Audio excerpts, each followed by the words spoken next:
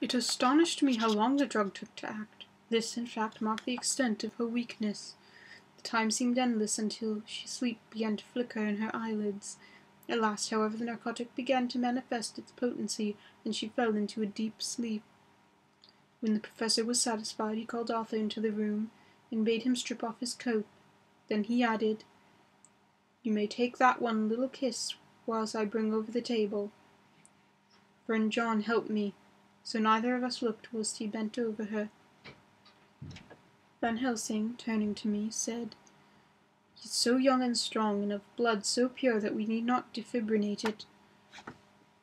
Then, with swiftness but with absolute method, Van Helsing performed the operation. As the transfusion went on, something like life seemed to come back to poor Lucy's cheeks, and through Arthur's growing pallor the joy of his face seemed absolutely to shine. After a bit I began to grow anxious, for the loss of blood was telling on Arthur, strong man as he was. It gave me an idea of what a terrible strain Lucy's system must have undergone, that what weakened Arthur only partially restored her. But the professor's face was set, and he stood watch in hand with his eyes fixed, now on the patient, now on Arthur. I could hear my own heart beat. Presently he said in a soft voice, "Do not stir an instant. It is enough. You attend him. I will look to her." When all was over, I could see much Arthur was weakened. I dressed the wound and took his arm to bring him away, when Van Helsing spoke now without turning around. The man seemed to have eyes in the back of his head. "The brave lover, I think, deserve another kiss. She shall have presently." And as he now finished his operation, he adjusted the pillow to the patient's head. As he did so, to the narrow black velvet band which she always seemed to wear round her throat, buckled with an old-fashioned diamond which her lover had given her, was dragged up a little and showed a red mark on her throat. Arthur did not notice it, but I could hear the deep hiss of indrawn breath, which is one of Van Helsing's ways of betraying emotion. He said nothing at the moment, but turned to me, saying, "Now take down our brave young lover, give him the port of wine, and let him lie down a while. He must then go home and rest, sleep much and eat much, that he may be recruited of what he has so given to his love. He must not stay here. Hold, a moment, I may take it, sir, that you are anxious of results. Then bring it with you that in all ways the operation is successful. You have saved her life this time, and you can go home and rest easy in mind that all that is can be. I shall tell her all when she is well. She shall love you none the less for what you have done. Goodbye." When Arthur had gone, I went back to the room. Lucy was sleeping gently, but her breathing was stronger. I could see the counterpane move as her breast heaved. By the bedside sat Van Helsing, looking at her intently. The velvet band again covered the red mark. I asked the professor in a whisper, "What do you make of that mark on her throat?" "What do you make of it?" "I have not seen it yet," I answered, and then there proceeded to loose the band. Just over the external jugular vein there were 2 punctures, not large, but not wholesome looking. There was no sign of disease, but the edges were white and worn-looking, as if by some trituration. It at once occurred to me that this wound, or whatever it was, might be the means of that manifest loss of blood, but I abandoned the idea as soon as formed, for such a thing could not be.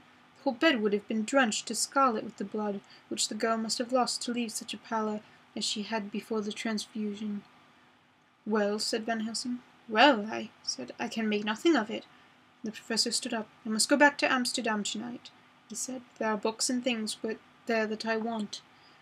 You must remain here all the night, and you must not let your sight pass from her."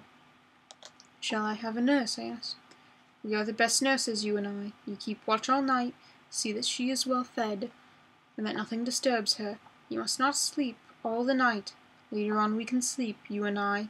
I shall be back as soon as possible, and then we may begin."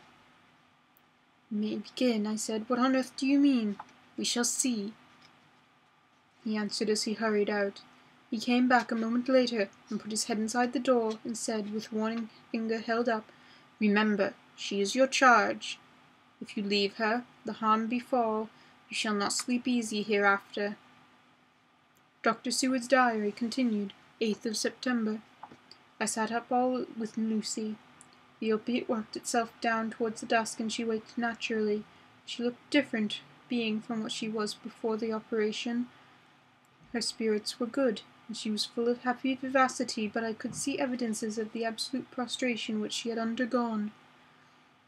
When I told Mrs. Westenra that Dr. Van Helsing had directed that she should sit up with her, she almost pooh-poohed the idea, pointing out her daughter's renewed strength and excellent spirits.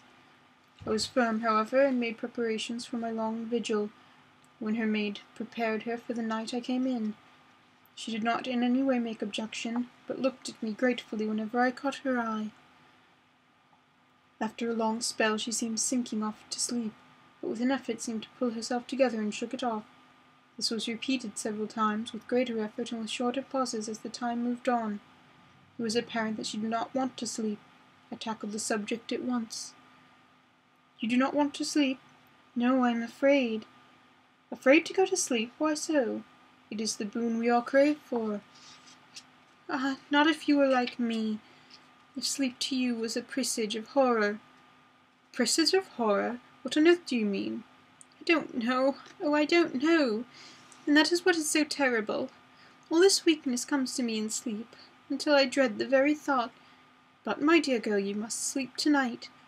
I am here watching you. I can promise that nothing will happen." "Ah, I can trust you." I seized the opportunity and said, "I promise you that if I see any evidence of bad dreams, I will wake you at once." "You will? Oh, will you really? How good you are to me. And I will sleep." And almost at the word she gave a deep sigh of relief and sank back asleep. All night long I watched her. She never stirred, but slept on in a deep, tranquil, life-giving, health-giving sleep.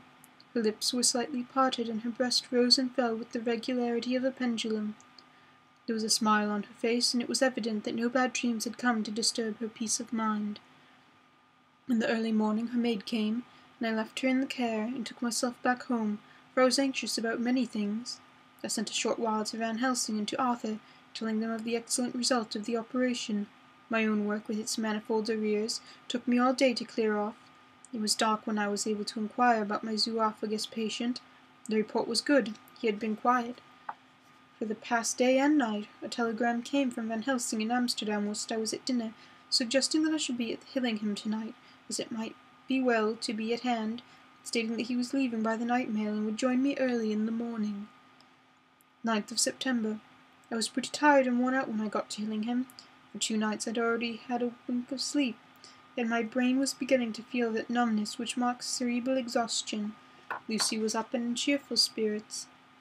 When she shook hands with me, she looked sharply in my face and said, "No sitting up for you tonight. You are worn out. I am quite well again, indeed I am, and if there be any sitting up, it is I that will sit up with you." I would not argue the point, but went and had my supper. Lucy came with me, and enlivened by her charming presence, I made an excellent meal, and had a couple of glasses more of that excellent port. Then Lucy took me upstairs and showed me a room next to her own, where a cosy fire was burning. "Now," she said, "you must stay here. I shall leave this door open, and my door too. You can lie on the sofa, for I know that nothing would induce you to any of doctors to go to bed whilst there is a patient above the horizon. If I want anything I shall call out, and you can come to me at once."